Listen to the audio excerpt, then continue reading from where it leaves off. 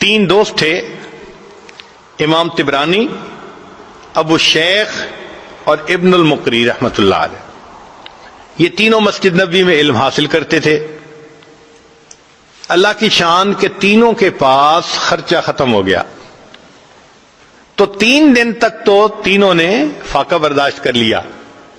3 دن کے بعد فاقہ برداشت کرنا مشکل ہو گیا، تو 2 دوست تو چلے گئے اپنے گھروں کو واپس۔ امام طبرانی رحمۃ اللہ فرماتے ہیں کہ میں نے کہا نہیں، میں ابھی یہاں سے نہیں جاتا، لیکن بھوک سے اتنا نڈھال کہ لیٹا ہوں، مجھ سے اٹھ کے بیٹھا نہیں جاتا۔ بھئی جب 5 دن ہو جائیں بھوکے، پھر تو انسان کے لیے کھڑا ہونا مشکل ہوتا ہے نا۔ کہنے لگے اچانک میرے دل میں خیال آیا، طبرانی تو مسجد نبوی کے ایک طالب علم ہونا، تو یہاں تو میزبان اللہ کے پیارے حبیب صلی اللہ علیہ وسلم ہے، تو اپنے میزبان کو جا کے بتائیں۔ کہنے لگے یہ خیال آنے کے بعد میں مواجہ شریف پہ حاضر ہوا، سلام کیا، اور سلام کرنے کے بعد میں نے اتنا کہا، یا رسول اللہ صلی اللہ علیہ وسلم الجوع، اے اللہ کے حبیب صلی اللہ علیہ وسلم بہت بھوک لگی ہے۔ کہتے ہیں پھر اس کے بعد میں مسجد سے باہر نکلا کسی کام کی غرض سے، میں نے دیکھا ایک عربی آدمی، وہ ہنڈیا لی ہوئی ہے، روٹیاں ہیں، اور میرا نام پکار رہا ہے۔ جب میں نے اپنا نام سنا تو میں نے پوچھا میرا نام آپ کیسے پکار رہے ہیں؟ وہ کہنے لگا میں مسجد نبوی کا پڑوسی ہوں، ایک دیوار ہے مسجد نبوی کے ساتھ، میں دوپہر کو قیلولہ کرنے کے لیے لیٹا ہوا تھا، خواب میں نبی علیہ الصلوۃ والسلام کا دیدار نصیب ہوا۔ فرمایا کہ تم مسجد کے پڑوسی ہو اور مسجد میں میرا ایک مہمان بھوکا ہے، اسے کھانا کھلاؤ۔ میری آنکھ کھلی، میں نے دیکھا کہ میری بیوی نے ابھی چولہے سے ہنڈیا اتاری تھی، روٹیاں گرم تھیں۔ میں نے کہا کہ اپنے لیے اور کھانا بنا لو، میں یہ محبوب صلی اللہ علیہ وسلم کے مہمان کو کھانا کھلانے کے لیے جا رہا ہوں، میں اس وقت سے دروازے پر آ کر تمہارا نام پکار رہا ہوں۔ یہ علم کی طلب کرنے والے اللہ اور اس کے رسول صلی اللہ علیہ وسلم کے ہاں ایسا مقام رکھتے ہیں۔ چنانچہ ایک آخری واقعہ سنا کر یہ عادت اپنی بات کو سمیٹتا ہے۔ ایک محدث گزرے ہیں، امام بقی الدین ابن مخلد رحمۃ اللہ علیہ، ان کا تذکرہ امام ذہبی رحمۃ اللہ علیہ نے سیر اعلام النبلاء اس میں کیا ہے۔ یہ اسپین کے رہنے والے تھے اور ان کی عمر 20 سال تھی۔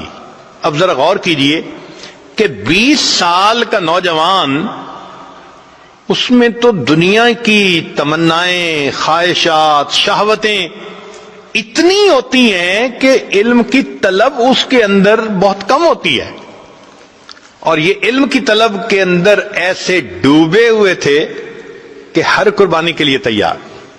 کہتے ہیں میں نے ایک بڑی کشتی کے اوپر سواری کر لی، اور مجھے بہت سارا وقت، حصہ جو ہے سفر کا، وہ سمندر کے ذریعے طے کرنا تھا۔ اللہ کی شان، ہماری کشتی وہ طوفان میں گر گئی، ہائی ٹائیڈ کے اندر گر گئی، اور جب ہائی ٹائیڈ کے اندر کشتی گر جائے تو ایسے لگتا ہے کہ ابھی الٹ جائے گی۔ ہم لوگوں کو بیماری ہو گئی، جو پیٹ میں تھا وہ سب ہم نے کہہ کر دی، طبیعت خراب، کچھ کھانے کو دل نہیں چاہتا، پھر ہمارے پاس پینے کو پانی بھی نہ رہا، تو ہم سمندر کا نمکین پانی پیتے تھے۔ پھر ایک وقت آیا کھانے کو بھی کچھ نہ رہا، ہمیں 1.5-2 مہینے وہاں طوفان نے گھیرے رکھا، ہم سفر نہیں کر سکے۔ اب کپڑے بھی میلے، نان نفقہ بھی ختم، اور سمندر کے اندر ہم اپنی موت کے انتظار میں۔ مگر اللہ کی شان کہ اللہ رب العزت نے حفاظت کرنی تھی، طوفان ختم ہوا اور ہمارا سفر شروع ہوا، اور ایک وقت آیا کہ ہماری کشتی کنارے لگی۔ میں نیچے اترا، اپنی گٹھڑی میں نے اپنے کندھے پر اٹھائی، سر پہ اٹھائی، اور میں نے سفر شروع کیا، اس لیے کہ مجھے کئی 100 میل کا سفر پیدل کرنا تھا۔ جانا کہاں تھا؟ بغداد جانا تھا، امام احمد بن حنبل رحمۃ اللہ علیہ سے حدیث پڑھنے کے لیے۔ یہ ان کے دل کی تمنا تھی۔ کہتے ہیں کہ میں دن رات پیدل چلتا رہا، سفر کرتا رہا، حتیٰ کہ جب میں نے بغداد شہر کو دیکھا نا آنکھوں کے سامنے، تو میرے جسم نے جواب دے دیا، اتنی تھکن تھی، میں ایک درخت کے نیچے گٹھڑی کو رکھ کر لیٹ گیا اور بہت گہری نیند سو گیا۔ جب سو کے اٹھا تو میں نے کہا کہ چلو میں شہر جاتا ہوں، تو میں نے راستے میں ایک بندے کو آتے ہوئے دیکھا۔ میں نے اس بندے کو سلام کر کے پوچھا کہ سناؤ امام احمد بن حنبل کا کیا حال ہے؟ اس نے کہا کیوں پوچھ رہے ہو؟ میں نے کہا میں اتنا دور سے سفر کر کے ان سے علم حاصل کرنے کے لیے آیا ہوں۔ اس بندے نے ٹھنڈی سانس لی، اے نوجوان تمہاری یہ خواہش پوری نہیں ہو سکے گی۔ کیوں؟ اس نے کہا کہ حاکم وقت امام احمد بن حنبل سے کسی وجہ سے ناراض ہو گیا ہے، اس نے ان کو گھر میں نظر بند کر دیا ہے، نہ کوئی بندہ ان سے مل سکتا ہے نہ وہ کسی بندے سے مل سکتے ہیں، تم تو علم حاصل نہیں کر سکو گے۔ کہتے ہیں کہ یہ خبر بجلی بن کے گری میرے دل پر، مگر میں چلتا رہا حتیٰ کہ شہر پہنچ کے ایک سرائے کے اندر میں نے کمرہ کرائے پر لے لیا اور میں وہاں رات کو لیٹ گیا۔ اگلے دن اٹھا تو میں نے سوچا اتنا بڑا شہر ہے، آخر کہیں تو حدیث کا درس ہوتا ہوگا۔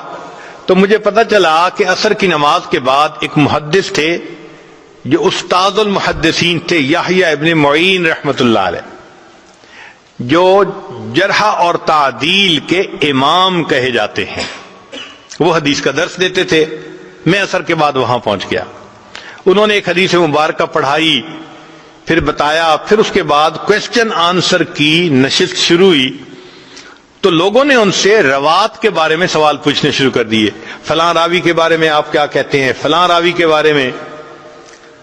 تو کہنے لگے کہ یحییٰ بن معین رحمت اللہ علیہ وہ جواب دینے لگے۔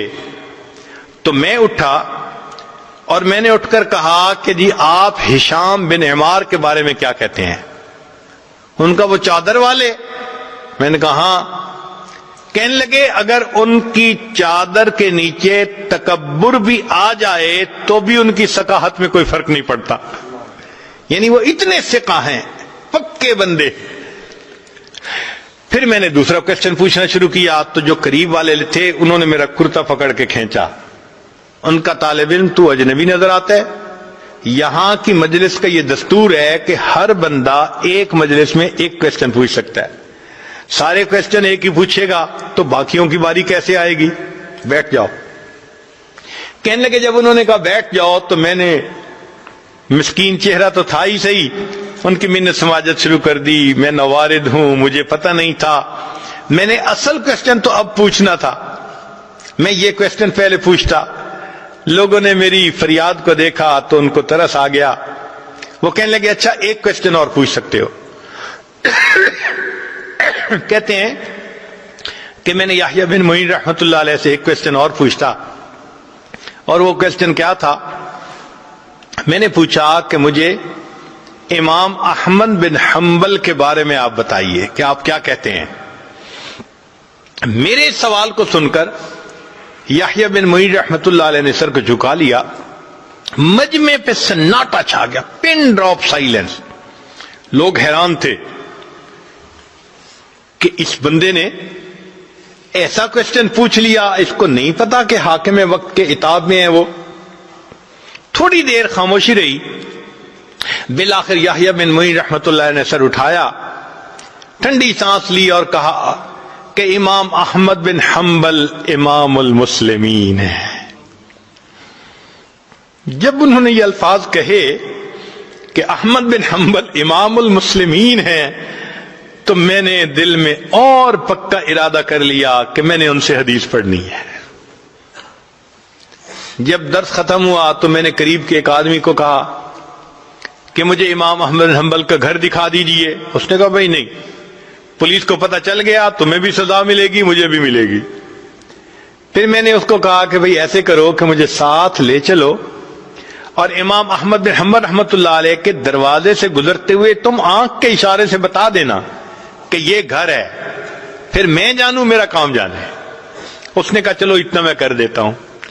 تو اس نے مجھے امام احمد بن حنبل کے گھر کا دروازہ دکھا دیا، میں نے راستہ اچھی طرح یاد کر لیا اور میں لوٹ کے اپنے ہوٹل کے کمرے میں آ گیا۔ اب میں رات بھر سوچتا رہا کہ امام احمد بن حنبل سے میں علم حاصل کیسے کر سکتا ہوں، مجھے چین نہیں آتا تھا، میرا دل سکون میں نہیں تھا، میں کیسے ان سے علم حاصل نہ کروں، مجھے ہر قیمت پہ علم حاصل کرنا ہے۔ کہنے لگے جب صبح اٹھا تو میرے ذہن میں خیال آیا، میں نے کیا کیا، اپنے ایک گھٹنے کو کپڑے سے باندھ لیا، یعنی جیسے کوئی وونڈ ہوتا ہے تو میں نے اس کے اوپر کپڑا باندھ دیا، اور ایک لاٹھی پکڑ لی اور ایک کشکول بھی ہاتھ میں لے لیا، اور باہر نکل کے میں نے بھیک مانگنی شروع کر دی۔ اس زمانے میں جو سائل بھیک مانگتا تھا وہ چیزیں نہیں مانگتا تھا، صرف ہاتھ پھیلا کر اتنا کہتا تھا اجرکم علی اللہ، اور اجرکم علی اللہ کہنے پر لوگ سمجھ جاتے تھے کہ اس کو ضرورت ہے، کچھ دے دیتے تھے کچھ نہیں دیتے تھے۔ کہنے لگے کہ میں شہر کی گلیوں میں بھیک مانگتا رہا، کچھ لوگ مجھے سوالیہ نظروں سے دیکھتے کہ چہرے سے تو یہ نوجوان نظر آتا ہے، کیوں بھیک مانگ رہا ہے، اور کچھ ترس کھا کے کچھ دے دیتے۔ میرے لیے بھی یہ ایک عجیب ایمبیرسمنٹ والی کنڈیشن تھی کہ میں بھیک مانگ رہا تھا لوگوں سے، اور ان کی طرح طرح کی نظریں میں برداشت کر رہا تھا۔ مگر میں ایسے وقت میں امام احمد بن حنبل رحمۃ اللہ کے دروازے پر گیا کہ جب لوگوں کی چلت پھرت ذرا کم تھی، جیسے دوپہر کے بعد قیلولہ کا وقت ہوتا ہے، لوگ سو جاتے ہیں۔ اس وقت پہنچ کر میں نے بڑے درد سے یہی آواز لگائی، اجرکم علی اللہ، اجرکم علی اللہ۔ میری آواز سن کر امام احمد بن حنبل رحمۃ اللہ علیہ نے بھی سوچا کوئی بڑا ہی محتاج ہے جو میرے دروازے پہ آیا ہے۔ امام صاحب نے دروازہ کھولا، ان کے ہاتھ میں ایک سکہ تھا جو وہ مجھے دینا چاہتے تھے۔ جب وہ سکہ مجھے دینے لگے اس وقت میں نے کہا، حضرت میں مال کا فقیر نہیں، میں علم کا طلبگار ہوں، میں سنتوں کو جمع کرنے والا ہوں، اتنا لمبا سفر کر کے میں یہاں پہنچا ہوں، مجھے آپ سے علم حاصل کرنا ہے۔ امام صاحب نے کہا میں پڑھا نہیں سکتا، تم میرے گھر آ نہیں سکتے۔ میں نے کہا حضرت میں سارا دن بھیک مانگتا رہوں گا کہ لوگ مجھے بھکاری سمجھیں، مگر اس وقت میں آپ کے دروازے پر آ کر صدا لگاؤں گا، آپ یہی سکہ لے کر دروازہ کھول دینا، اگر کوئی بندہ موجود ہو تو سکہ دے کے چلے جانا، اور اگر بندہ موجود نہ ہو تو کچھ احادیث مجھے سنا دینا۔ امام صاحب اس پہ تیار ہو گئے، کہتے ہیں پورا سال میں بغداد میں بھیک مانگتا تھا، اور پھر ایک وقت میں استاد کے پاس پہنچ کے وہ کبھی چند حدیثیں سنا دیتے اور میں ان کو سنتے ہی یاد کر لیتا تھا۔ اس طرح میں نے ایک سال امام احمد بن حنبل رحمۃ اللہ علیہ سے علم حاصل کیا۔ اللہ کی شان کے ایک سال کے بعد جو وقت کا حاکم تھا وہ فوت ہو گیا، جو نیا حاکم بنا اس کو امام احمد بن حنبل رحمۃ اللہ علیہ سے عقیدت تھی، اس نے نظر بندی بھی ختم کر دی اور مسجد میں دوبارہ درس بھی شروع کروا دیا۔ جب پہلا دن امام صاحب نے درس دینا تھا تو جامع مسجد لوگوں سے کھچا کھچ بھری ہوئی تھی، میں بھی وہاں پہنچا مگر آگے جانے کی جگہ نہیں ملتی تھی۔ بڑی محنت کوشش کے بعد میں ذرا آگے گیا، امام صاحب نے دور سے مجھے دیکھا تو امام صاحب نے فرمایا لوگو ذرا راستہ دے دو، علم کا صحیح طلبگار تو یہ نوجوان ہے۔ علم کی تاریخ میں ایسے بھی حضرات گزرے کہ جو بھیک مانگنے کے بہانے اپنے استاد سے علم پاتے تھے۔